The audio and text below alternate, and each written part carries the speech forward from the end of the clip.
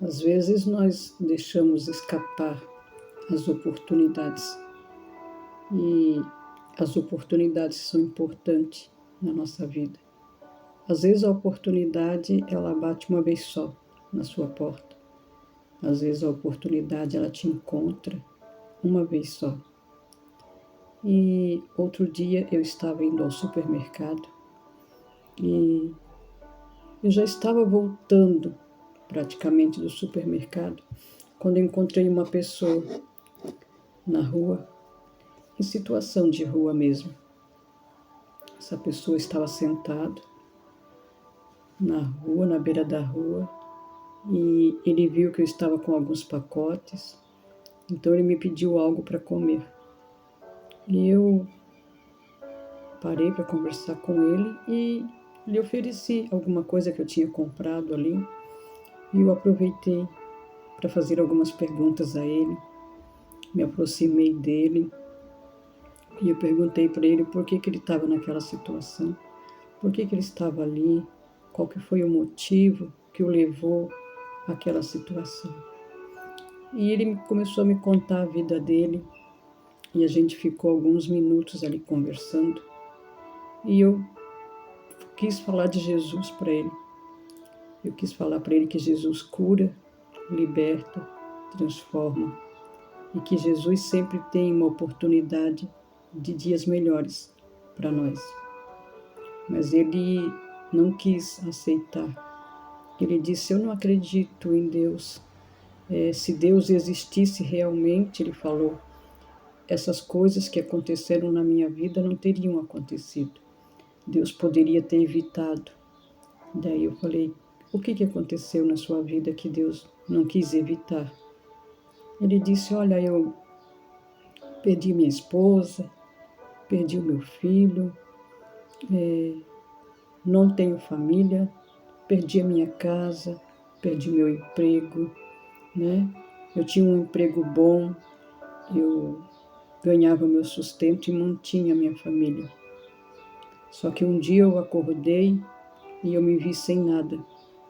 Eu me vi sem esposa, eu me vi sem meu filho, e principalmente sem o meu emprego, sem o meu sustento. E o meu chão acabou, eu perdi o meu chão. E ele disse: tudo que eu tinha eu perdi.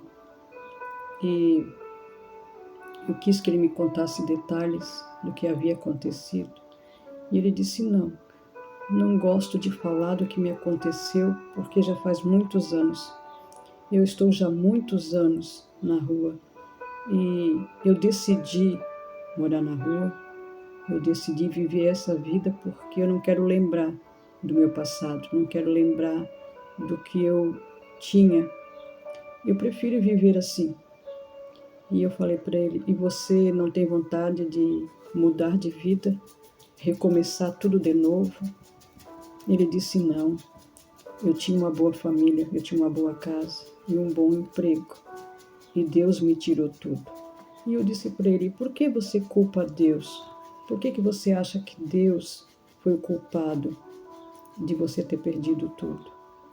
Ele disse: eu era evangélico e eu sempre acreditei que Deus, ele nos guarda, nos protege e nos livra, né? Como diz no Salmo 91, né? Ele te livra do laço do passarinheiro, o que habita no esconderijo do Altíssimo. Então ele foi falando, recitando o Salmo 91 para mim, e ele disse que nesse dia o Salmo 91 não me ajudou.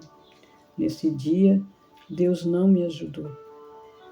Então eu parei de acreditar em Deus, eu não acredito mais em Deus. Eu falei para ele, mas Deus, ele pode todas as coisas. Sim, ele pode todas as coisas. Ele poderia ter evitado tudo o que aconteceu na tua vida, né? Mas muitas vezes Deus permite situações. E talvez Deus tenha permitido essa situação na tua vida para lá na frente Ele fazer algo melhor para você. A promessa do Senhor ainda continua sobre a tua vida.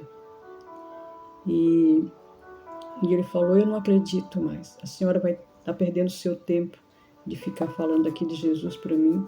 Eu não acredito mais. Eu fui um servo de Deus fiel. Eu fui fiel. Eu honrava o Senhor com os meus dízimos, eu honrava ao Senhor com o meu trabalho, com as minhas orações, com a minha fé. Hoje eu não tenho mais nada disso, ele disse. Não creio mais.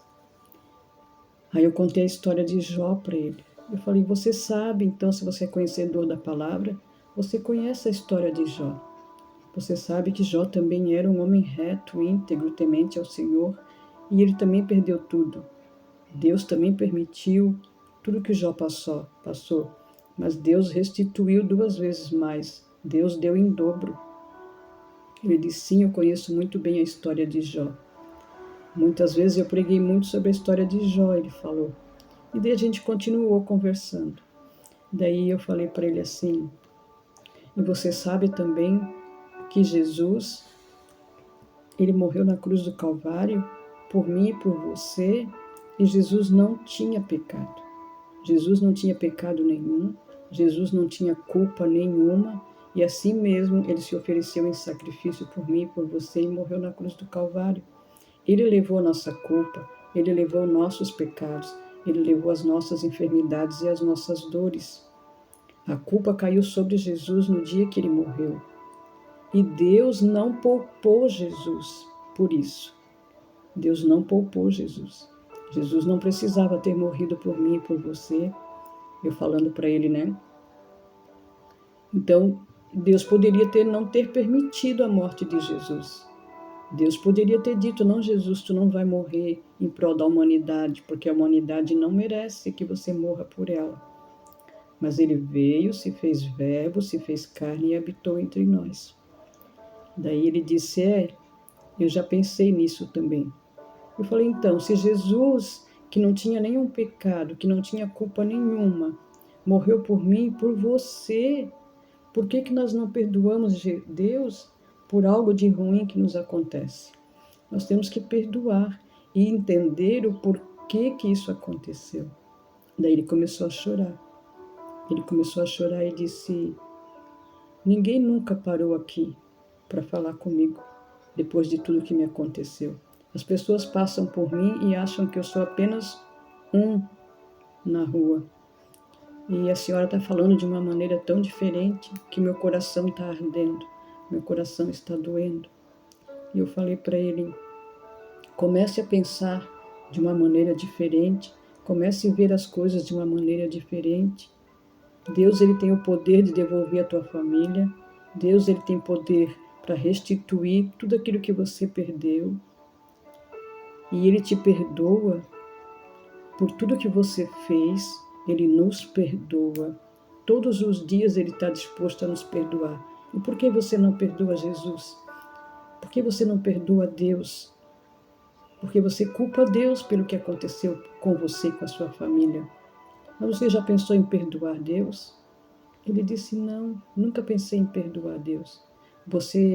Eu falei para ele, você quer que Deus te perdoe, não quer? Você sempre orou para que Deus perdoasse pecado de pessoas.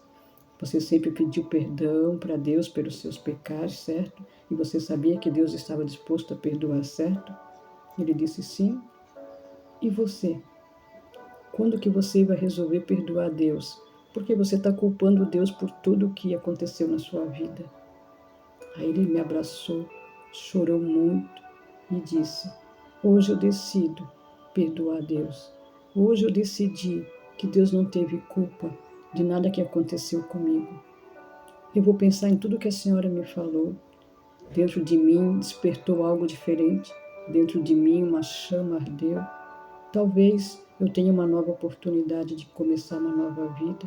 Talvez até reconstruir a minha família. Mas eu preciso mesmo então perdoar Deus. E eu vou fazer o que a senhora está me falando. Então, assim, foi uma oportunidade que Deus permitiu eu encontrar aquele moço, aquele jovem, todo sujo, barbudo, desacreditado, abandonado, sem esperança nenhuma, sem uma esperança de uma vida melhor, né? Sem um recomeço. E Deus me permitiu encontrar ele, foi uma oportunidade que o Senhor me deu. Então eu falo assim para você hoje aqui, não deixe as oportunidades passar.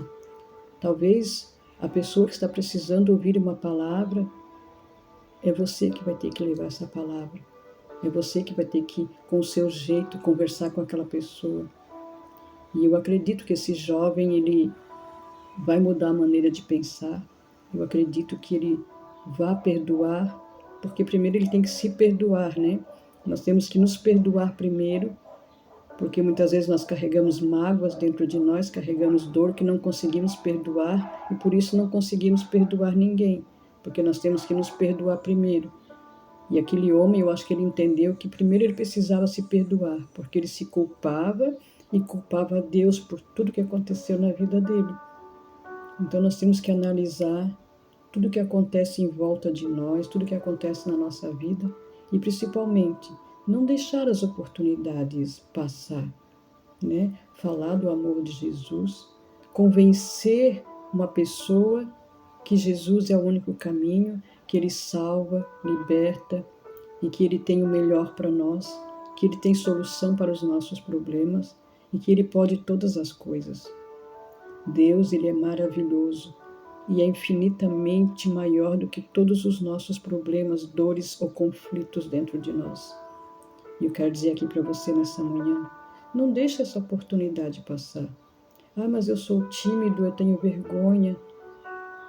Nós temos que tirar a timidez, temos que tirar a vergonha, porque tem muitas pessoas aí no mundo que não acreditam nelas mesmas, que estão precisando ouvir uma palavra para recomeçar as suas vidas, estão precisando ouvir uma palavra de ânimo, de esperança, de conforto, né?